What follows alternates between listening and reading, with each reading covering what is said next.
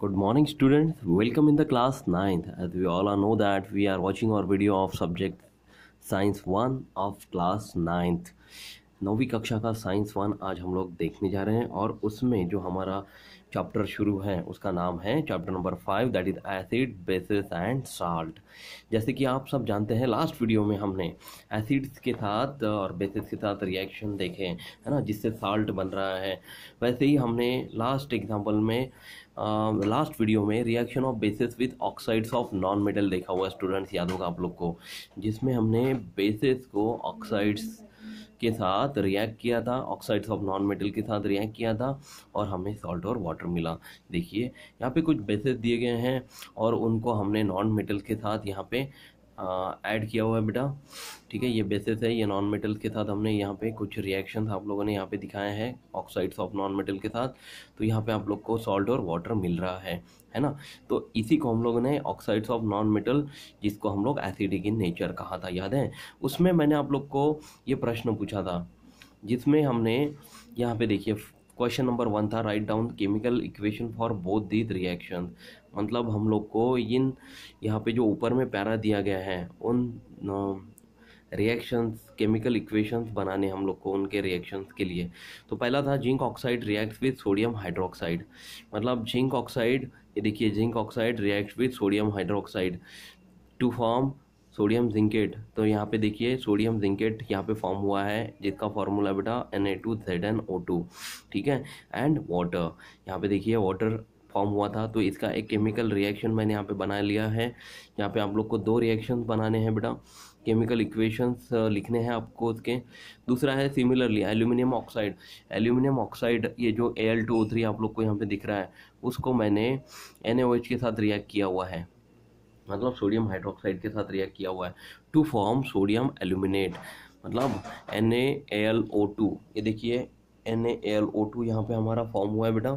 जब हम लोग एल्यूमिनियम ऑक्साइड को सोडियम हाइड्रोक्साइड के साथ मिलाते हैं तो 2NaAlO2 इस तरह से एक रिएक्शन फॉर्म होती है। उसमें एक केमिकल इक्वेशन हम लोग को मिलता है NaAlO2 प्लस एंड वाटर हम लोग को यहाँ पे मिला हुआ है। तो ये देखिए ये फर्स्ट रिएक्शन और ये सेकंड रिएक्शन, मैंने दोनों रिएक्शन आप लोग को यहाँ पे समझा कर बता दी है और यहाँ पे मैंने लिखी हुई है बेटा। अब हम लोग को ये दूसरा प्रश्न यहाँ पे पूछा गया था कि can we call Al2O3 and zinc ZnO यानी एल्यूमिनियम ऑक्साइड और जिंक ऑक्साइड। ये देखिए ये दोनों जो हैं वो ऑक्साइड्स ऑफ नॉन मेटल है, यानी कि एल्यूमिनियम और ये जिंक, ये दोनों क्या है, नॉन मेटल है। और ऑक्साइड्स ऑफ नॉन मेटल होने की वजह से ऑक्सीजन इसके साथ जुड़ जाता है, इसलिए इसका फॉर्मूला बनता है बेटा Al2O3 एंड ZnO यानी एल्यूमिनियम ऑक्साइड और जिंक ऑक्साइड। तो ये दोनों एसिडिक ऑक्साइड्स है क्या, ये सवाल पूछा गया है on the basis of this reaction. तो इन रिएक्शन के आधार पर ये ऑक्साइड्स ऑफ एसिडिक ऑक्साइड है कि नहीं, ये सवाल पूछा गया है। तो क्या इसका जवाब क्या होगा? तो इसका जवाब है बेटा yes, they both these compounds are the acidic oxides. ये क्यों हमने इनको एसिडिक ऑक्साइड कहा? ये इसके अलावा बेटा बेसिक ऑक्साइड भी हैं। बेसिक ऑक्साइड कहते हैं, मैं बताता हूँ।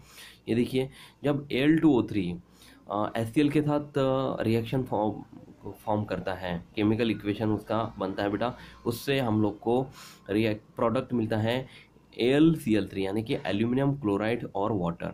इसको बैलेंस किया गया है, ये बैलेंस इक्वेशन है। यानी कि इससे हम लोग को ये समझ में आ रहा है कि एल्यूमिनियम ऑक्साइड को यदि हाइड्रोक्लोरिक एसिड के साथ मिक्स किया जाए, अब हमने ये बेस के साथ दोनों को मिक्स किया हुआ था, एसिड के साथ मिक्स किया जाए तो वो बेसिक ऑक्साइड बनता है यानी AlCl3 बनता है। इससे हम लोग को इक्वेशन में प्रोडक्ट मिलेगा 2AlCl3 यानी कि एल्यूमिनियम क्लोराइड मिलता है। उसी तरह से जैसे कि Al2O3 हो गया, उसी तरह से जिंक ऑक्साइड की अगर रिएक्शन देखें तो यहाँ पे देखिए मैंने ऊपर में लिखी हुई है जिंक ऑक्साइड प्लस 2HCl यानी कि हाइड्रोक्लोरिक एसिड का जिंक ऑक्साइड के साथ रिएक्शन किया जाए तो आप लोग को ZnCl2 ये प्रोडक्ट मिलेगा, जिंक क्लोराइड मिलेगा और वाटर फॉर्म होगा। ठीक है, इसका ये मतलब होता है कि जब हम लोग ने ऑक्साइड्स ऑफ नॉन मेटल को हाइड्रोक्लोरिक एसिड के साथ मिक्स किया तो हम लोग को बेसिक ऑक्साइड यहाँ पे मिला हुआ है ZnCl2। यानी कि जैसे कि यहाँ पे बताया गया कि Al2O3 और जिंक ऑक्साइड या एसिडिक ऑक्साइड हैं, क्यों, जब इसके साथ हम लोगों ने बेस के साथ रिएक्शन की तो ये एसिडिक ऑक्साइड बन गया। उसी तरह इन दोनों कंपाउंड का हमने एसिड के साथ रिएक्शन किया तो वो बेसिक ऑक्साइड बन जाता है। ठीक है, इसीलिए इनको हम लोग एम्फोटेरिक ऑक्साइड भी कहते हैं। क्यों एम्फोटेरिक ऑक्साइड कहते हैं, तो देखिए थर्ड क्वेश्चन हमारा इसी के संदर्भ में है कि define amphoteric oxide and give two example. तो एम्फोटेरिक ऑक्साइड क्या है, ये सबसे मैं पहले आप लोग को बता देता हूँ। तो एम्फोटेरिक ऑक्साइड वो होते हैं बेटा, a compound which shows both acidic and basic properties is called an amphoteric oxide. यानी कि एम्फोटेरिक ऑक्साइड वो होते हैं कि जो एसिडिक और बेसिक प्रॉपर्टी के साथ कंपाउंड फॉर्म करते हैं। ठीक है, और उसके बाद हम लोग को एसिडिक ऑक्साइड और बेसिक ऑक्साइड दोनों कंपाउंड्स मिलते हैं। समझ में आ रहा आप लोग को? दोबारा मैं बताता हूँ आप लोग को। एम्फोटेरिक ऑक्साइड यानी वो कि a compound which shows both acidic and basic properties is called amphoteric oxide. और जैसे कि आप देख पा रहे हैं बेटा, जिंक ऑक्साइड और एल्यूमिनियम ऑक्साइड ये दोनों आपको एसिडिक और बेसिक दोनों प्रॉपर्टी शो करते हैं।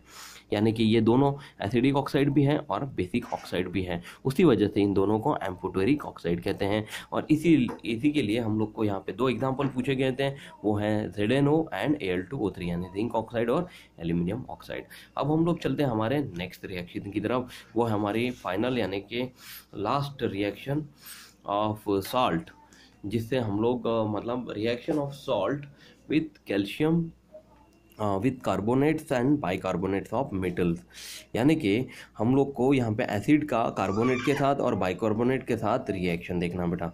तो इसमें कुछ आप लोग को इस तरह से बताया गया है कि आप लोग को एक टेस्ट ट्यूब लेना है जिसमें रबर कॉर्क फिट करनी है, एक ट्यूब में एक रबर कॉर्क में ट्यूब फिट करनी है, और वो ट्यूब फिट किया हुआ जो पोर्शन रहेगा, है ना, मतलब मान लीजिए कि हमारे पास ये टेस्ट ट्यूब है, इसमें एक रबर कॉर्क लगा हुआ है, फिट किया हुआ है। ठीक है, ये टेस्ट ट्यूब ओपन है दोनों तरफ से। ठीक है, अब ये टेस्ट ट्यूब ओपन होने की वजह से ये हैंडी होनी चाहिए, मतलब इसके बाद जो आप लोग को अलग अलग टेस्ट ट्यूब मिलने वाली है, बहुत सारी टेस्ट ट्यूब है हमारे पास 5-6, जिसमें हमने अलग अलग कंपाउंड्स लिए हैं, जिसमें पहले में हमने लाइम वाटर लिया हुआ है। ठीक है, उसी तरह दूसरे टेस्ट ट्यूब में हमने बेकिंग सोडा लिया हुआ है। अब इन दोनों टेस्ट ट्यूब में हम लोग को क्या करना है, ये रबर कॉर्क जो है जिसमें बेंड की हुई ट्यूब है वो फिट करनी है हम लोग को। और फिट करने के बाद जैसे आप लोग को एक टेस्ट ट्यूब लेना है, उसमें बेकिंग सोडा लेना है, और उसके अंदर हम लोग को लेमन जूस डालना बेटा।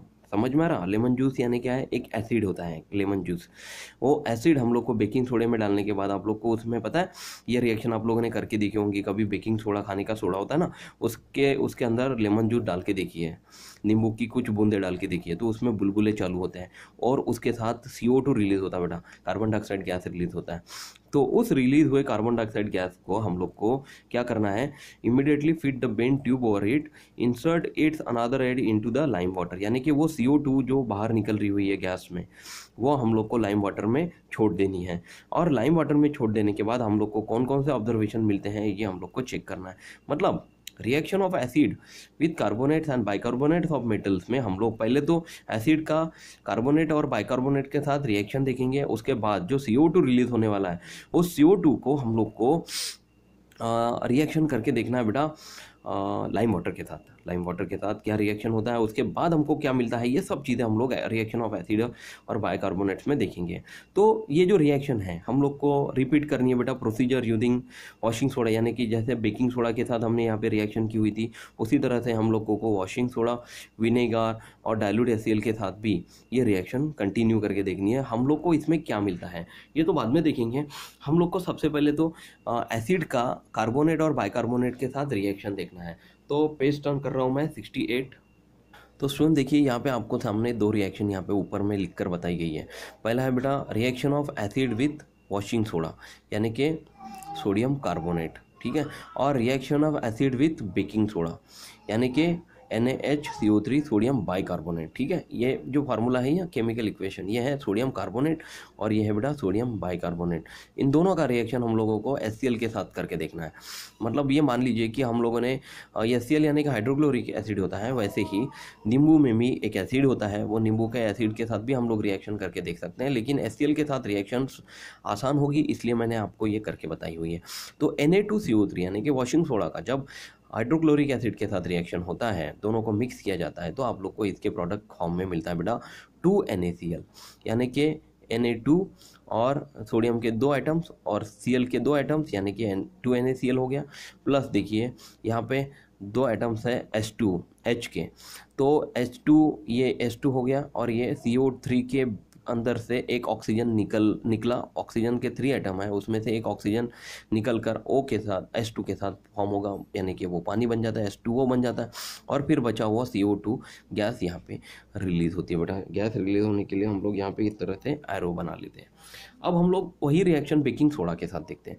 बेकिंग सोडा में क्या लिया है, फार्मूला लिया है हमने NaCO3, और उसका रिएक्शन कर रहे हैं हम लोग हाइड्रोक्लोरिक एसिड के साथ। तो जब बेकिंग सोडा हाइड्रोक्लोरिक एसिड के साथ मिक्स होता है तो हम लोग को इसके बाद मिलता है बेटा ये Na और ये Cl, यानी कि बन गया NaCl। प्लस देखिए यहाँ पे H और H, यानी कि H के 2 एटम है, H2 हो गया, और CO3 के बीच में से एक ऑक्सीजन निकलकर ये हाइड्रोजन के साथ मिक्स होता है, तो वो बन जाता है, इन 2 हाइड्रोजन के साथ मिक्स हो जाता है एक ऑक्सीजन, तो ये बन जाता है H2O, और फिर बचा हुआ C और O2, यानी कि बनता है CO2। ये गैस बाद में रिलीज होना शुरू हो जाती है बेटा। तो कभी भी जब बेकिंग सोडा और वॉशिंग सोडा के साथ हम लोग कोई भी HCl एसिड मिक्स करते हैं तो उसमें CO2 गैस मुक्त होती है और बचता है पानी यानी H2O, और बचता है बेटा NaCl, यानी कि सोडियम क्लोराइड नमक, यहाँ पे आप लोग को बचता हुआ आप लोग को इसमें दिखता है। तो ये हो गया बेटा हमारा acid reaction with carbonates and bicarbonates. Okay, तो उसके बाद जो ये CO2 रिलीज हुई है, इस CO2 को हमने किसके साथ मिक्स किया बेटा, लाइम वाटर के साथ। तो ये फॉर्मूला है लाइम वाटर का CaOH/2, यानी कि कैल्शियम हाइड्रोक्साइड। तो जब हम लोग CO2 का रिएक्शन करते हैं कैल्शियम हाइड्रोक्साइड के साथ तो हम लोगों को मिलता है बेटा कैल्शियम कार्बोनेट। मतलब जो दूसरी टेस्ट ट्यूब में हमने लाइम वाटर लिया था ना, उसका रिएक्शन करना है हम लोग को कार्बन डाइऑक्साइड के साथ, तो हम लोग को यहाँ पे मिलता है कैल्शियम कार्बोनेट। तो ये कैसे फॉर्म हुआ, ये देखिए कैल्शियम यानी कि Ca और ये CO3 है, तो CO3 के लिए अपने पास तो ये यहाँ पे CO2 ही था, तो देखिए OH/2, यानी कि इसका मतलब होता है ऑक्सीजन के 2 एटम और हाइड्रोजन के 2 एटम। तो इनमें से कोई एक ऑक्सीजन का एटम हम लोग यहाँ पे ले लेते हैं जो कि CO3 बनाने में फॉर्म हो रहा है। मतलब यहाँ पे Ca तो पहले से ही मौजूद था, CO2 से हम लोग को CO3 बनाना था, तो O2 और H2 में से एक ऑक्सीजन निकल जाएगा तो वो इसके साथ कनेक्ट हो जाएगा, तो ये बन जाता है CaCO3। ठीक है, ओके स्टूडेंट्स, और उसके बाद बचा हुआ है H2 और एक ऑक्सीजन, ठीक है, तो इससे बन जाता है H2O, यानी कि पानी, यानी कि वो कौन से फॉर्म में होता है, लिक्विड फॉर्म में, और CaCO3 का के फॉर्म में होता है बेटा, सॉलिड के फॉर्म में। तो इन दिस एक्टिविटी, देखिए यहाँ से पढ़ के बताता हूँ मैं इसमें रिएक्शन में हो क्या रहा है। तो in this activity when lime water comes in contact with the gas, मतलब CO2 के साथ जब लाइम वाटर का कॉन्टैक्ट में आता है तो gas release in the form of an effervescence, यानी कि इसके बाद क्या होता है बेटा, एक गैस रिलीज होती है इन द फॉर्म ऑफ एफरवेसेंस। ये हम लोग जब ये प्रयोग करके देखेंगे तो आप लोग को ज़रूर दिखेगा। और जो कैल्शियम कार्बोनेट इसमें मिलता है वो क्या हो जाता है बेटा, वो मिल्की यानी कि दूधिया रंग का हो जाता है। तो this is a chemical test for carbon dioxide gas. तो ये जो केमिकल रिएक्शन है वो कार्बन डाइऑक्साइड गैस के लिए ही है। तो when lime water turns milky we inform that the effervescence is of carbon dioxide gas. मतलब ये समझ में आता है कि जब भी इसका रिएक्शन होता है कार्बन डाइऑक्साइड के साथ और वो मिल्की कलर में बदल जाता है तो ये effervescence of carbon dioxide gas के इफरवेसेंस इसमें निकलना शुरू होते हैं बेटा। तो this gas is produce on reaction of acid with carbonates and bicarbonate salt of metal. यानी कि ये गैस कब प्रोड्यूस होती है, जब हम लोग, ये देखिए कार्बन डाइऑक्साइड गैस कब फॉर्म होती है, देखिए यहाँ पे रिएक्शन हमने देखा था, ये देखिए कार्बन डाइऑक्साइड गैस यहाँ पे फॉर्म हुई थी। तो ये कार्बन डाइऑक्साइड गैस कब फॉर्म होती है, जब एसिड का रिएक्शन कार्बोनेट्स यानी कि ये देखिए कार्बोनेट के साथ होता है और बाइकार्बोनेट के साथ होता है, तब जाके ये CO2 फॉर्म होता है। तो this gas is produce on reaction of acid with carbonate and bicarbonate salt of metal और प्रेसिपिटेट ऑफ CaCO3, यानी कि एक प्रेसिपिटेट इसके अंदर बाद में आप लोग को जब CO2 का रिएक्शन आप लोगों को लाइम वाटर के साथ करना है तब हम लोग को कैल्शियम कार्बोनेट मिलेगा। तो अब precipitate of CaCO3 is produce on it's reaction with the lime water, मतलब उसी CO2 का रिएक्शन कैल्शियम हाइड्रोक्साइड के साथ करेंगे तो हम लोग को एक प्रेसिपिटेट मिलेगा, वो होगा बेटा कैल्शियम कार्बोनेट का। तो this reaction can be represented by the following chemical equation. तो ये रिएक्शन जो है वो हम लोग को इस तरह से केमिकल रिएक्शन से फॉर्म करके बताई जा सकती है बेटा, जो कि यहाँ पे आप लोग को दिखाई गई है। ठीक है, तो ये रिएक्शन आप लोग हमेशा ध्यान रखिए, करके देखिए, तब आप लोग को इस रिएक्शन को किस तरह से फॉर्म करना है वो आप लोग को समझ में आएगा। अब हम लोग चलते हैं हमारे नेक्स्ट पार्ट की तरफ, वो है बेटा साल्ट। साल्ट के प्रकार दिए हैं यार, types of salt is acidic salt, basic salt and neutral salt. अब देखिए ये तीनों साल्ट हम लोग को कैसे पहचान में आएंगे कि किस साल्ट को एसिडिक साल्ट कहा जाएगा, किस साल्ट को बेसिक साल्ट कहा जाएगा और किस साल्ट को न्यूट्रल साल्ट कहा जाएगा। तो उसके लिए एक छोटी सी यहाँ पे 4 लाइन में एक एक्टिविटी बताई गई है। तो prepare 10 ml aqueous solution from 1 gram each of sodium chloride, ammonium chloride, sodium bicarbonate. And देखिए बेटा सोडियम बाइकार्बोनेट का फार्मूला अभी हमने देखा था, जिसको हम लोग बेकिंग सोडा कहते हैं। देखिए सोडियम बाइकार्बोनेट का फार्मूला, यानी कि सोडियम बाइकार्बोनेट एक बेकिंग सोडा आप लोग को ले लेना है और उसका 1 ग्राम ले लेना है। ग्राम का 10 ml एक्वस सोल्यूशन बनाना है। मतलब 10 ml सोल्यूशन आपको पता ही है, 10 ml सोल्यूशन आप लोग 10 ml पानी ले लीजिए, उसके अंदर 1 ग्राम आप लोग को सोडियम बाइकार्बोनेट डालना है, उससे आप लोग को 10 ml एक्वस सोल्यूशन मिल जाएगा। उसी तरह से अमोनियम क्लोराइड, और जैसे आपने अपनी लैब में है। सो स्टूडेंट्स देखिए अभी थोड़ा सा डार्क हो गया था, थोड़ा सा प्रॉब्लम आ गया था। तो देखिए हमको क्या करना है कि सोडियम क्लोराइड, एल्यूमिनियम क्लोराइड और सोडियम बाइकार्बोनेट, इन तीनों का हम लोग को क्या करना है बेटा 10 ml एक्वस सोल्यूशन बना लेना है, मतलब पानी में उसको बना लेना है, डीप करना है। अब बनाने के बाद measure the pH of each solution bye means of pH paper. अब हम लोग को क्या करना है, पीएच पेपर का उपयोग करके इन सभी तीनों सोल्यूशन का हम लोग को क्या करना है, पीएच कैलकुलेट करना है। अब पीएच कैसे कैलकुलेट करते हैं मैंने आप लोग को पिछले वीडियो में समझा कर बताया हुआ है ना। उसमें हम लोग जो यूनिवर्सल इंडिकेटर लेते हैं उसका उपयोग हम लोग को करना होता है। तो are the values the same for all 3, मतलब जो पीएच कैलकुलेट होगा इन तीनों के लिए सेम होगा क्या? अरे नहीं होगा, बिल्कुल नहीं होगा। क्यों होगा बेटा? क्योंकि देखिए इसमें कुछ एसिडिक साल्ट है, इसमें कुछ बेसिक साल्ट है और कुछ न्यूट्रल साल्ट है। उस वजह से सभी का पीएच मूल्य अलग अलग ही होगा, एक जैसा कभी नहीं हो सकता। क्योंकि इसमें कुछ एसिड की प्रॉपर्टी ज़्यादा वाले हैं, कुछ बेस प्रॉपर्टी ज़्यादा वाले हैं, और ये हम लोग किस आधार पर तय करेंगे तो इसी संदर्भ में आप लोग को ये पैरा में बताया गया है। Are the values the same for all the 3 classify the salt observe on pH value. तो हम लोग को इन तीनों साल्ट को उनके पीएच वैल्यू के आधार पर क्लासीफाई करना है। तो देखिए बेटा इसमें क्या बताया गया, मैं पढ़ के बताता हूँ। We have seen that salt are form by the reaction between acid and basis. आपको पता है कि एसिड और बेसिस के रिएक्शन के बाद ही साल्ट बनता है। तो through this reaction is called neutralization reaction. तो जब एसिड और बेस दोनों को मिलाकर साल्ट बनता है उस रिएक्शन को हम लोग न्यूट्रलाइजेशन रिएक्शन कहते हैं। The resulting salt are not always neutral. तो जब भी न्यूट्रलाइजेशन रिएक्शन से साल्ट बनता है एसिड और बेसिस से, वो हमेशा न्यूट्रल नहीं होता। न्यूट्रल यानी कि जिसका पीएच मूल्य 7 होता है। तो a neutral salt is form by neutralization of strong acid by strong base. तो न्यूट्रलाइजेशन साल्ट कब फॉर्म होता है? जब वो न्यूट्रलाइजेशन रिएक्शन में स्ट्रॉन्ग एसिड और स्ट्रॉन्ग बेस को ही मिलाया जाए, तभी वो हम लोग उसको न्यूट्रल साल्ट कहेंगे। तो इसका मतलब ये होता है कि the aqueous solution of the neutral salt has pH equal to 7। तो जब भी ये न्यूट्रल साल्ट फॉर्म होगा उसका एक्वस सोल्यूशन का जो पीएच मूल्य होगा बेटा वो कितना होना चाहिए? वो 7 के ही बराबर होना चाहिए, ना 7 से कम और ना ही 7 से ज़्यादा। ठीक है, तो जब ये 7 से कम होगा तो उसको क्या कहा जाएगा, और 7 से ज़्यादा होगा उसको क्या कहा जाएगा, ये हम लोग ये नेक्स्ट पैरा में देखेंगे। तो an acidic salt is form by the neutralization reaction between a strong acid and a weak base. The pH of the aqueous solution of an acid salt is less than 7।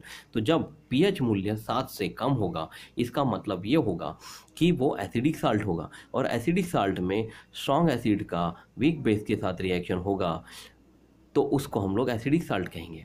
Acidic salt यानी किसको कहेंगे? जब उसका pH मूल्य 7 से कम होगा और जो रिएक्शन हम लोगों ने फॉर्म की हुई है एसिड और बेस के बीच में, उसमें हमने स्ट्रॉन्ग एसिड लिया हुआ था और एक वीक बेस लिया हुआ था, उसी की वजह से उसका पीएच मूल्य 7 से कम था। अब ऑन द कॉन्ट्ररी यानी इसका उल्टा क्या होगा, यानी कि पीएच मूल्य 7 से ज़्यादा होगा।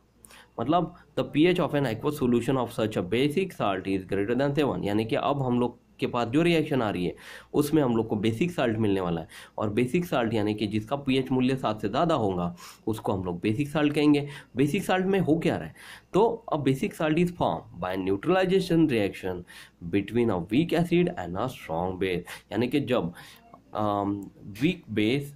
वीक एसिड और स्ट्रॉन्ग बेस दोनों को मिलाया जाता है तो आप लोग को बेसिक साल्ट मिलता है, और एक न्यूट्रलाइजेशन रिएक्शन फॉर्म होती है जिसका मूल्य पीएच मूल्य जो होता है वो 7 से ज़्यादा होता है बेटा। ठीक है, तो इसके बाद आप लोग को यहाँ पे बताया गया है classify the following salt into types acidic, basic and neutral. मतलब आप लोग को यहाँ पे कुछ प्रश्न पूछा गया है, क्लासीफाई द फॉलोइंग साल्ट, मतलब यहाँ पे कुछ साल्ट दिए गए हैं, उनको आप लोग को इन तीनों सॉल्ट के मतलब इन तीनों टाइप्स ऑफ सॉल्ट के आधार पर नामांकित करना है, वो एसिडिक है, बेसिक है या न्यूट्रल है। तो पहला जो सॉल्ट है बेटा सोडियम सल्फेट, वो क्या है, आप लोगों ने जब इसका रिएक्शन करके देखा होता तो सोडियम सल्फेट जो होता है वो स्ट्रॉन्ग एसिड और स्ट्रॉन्ग बेस से बना हुआ है, इसलिए हम लोग उसको न्यूट्रल सॉल्ट कहेंगे। Next question is potassium chloride. Potassium chloride जो है वो भी स्ट्रॉन्ग एसिड और स्ट्रॉन्ग बेस से बना है, उसी की वजह से हम लोग उसको भी न्यूट्रल सॉल्ट कहेंगे बेटा। देखिए नेक्स्ट है ammonium nitrate. Ammonium nitrate acidic salt है जिसका पीएच मूल्य 7 से कम होगा, है ना। इसमें आप लोग को नहीं लिया हुआ बेटा स्ट्रॉन्ग एसिड और अ वीक बेस। और नेक्स्ट चलते हैं सोडियम कार्बोनेट की तरफ और सोडियम एसिडेट की तरफ। ये दोनों बेसिक साल्ट है। बेसिक साल्ट यानी कि जिसका पीएच मूल्य 7 से ज़्यादा होगा, और इसमें आप लोगों ने कौन से एलिमेंट्स लिए हुए हैं, आपने लिया हुआ है वीक एसिड और स्ट्रॉन्ग बेस, उसी वजह से ये बेसिक साल्ट है। और आखिरी में है बेटा सोडियम क्लोराइड। सोडियम क्लोराइड भी है न्यूट्रल साल्ट है। न्यूट्रल साल्ट का मतलब ये होता है कि जिसमें स्ट्रॉन्ग एसिड और स्ट्रॉन्ग बेस लिया हुआ है और जिसका पीएच मूल्य 7 यानी कि 7 ही होगा, ना 7 से कम और ना ही 7 से ज़्यादा। इसके बाद आ रहा है हमारा complete the reaction the following table. ये हम लोग अगले वीडियो में ज़रूर देखेंगे, और इसमें किस तरह से ये रिएक्शन करके दी गई है ये मैं आप लोग को अच्छे से समझा के बताऊंगा। फिर भी आज जो वीडियो में मैंने आप लोग को समझा के बताया है स्टूडेंट्स, वो आप लोग याद से समझने की कोशिश करिए। और ये जो रिएक्शन मैंने आप लोग को लिख के बताई है, सब रिएक्शन आप लोग को खुद लिख कर देखनी है अपने पक्की कॉपी में। तब तक आप लोग अपना खुद का ख्याल रखिए। Take care student, thank you class, bye.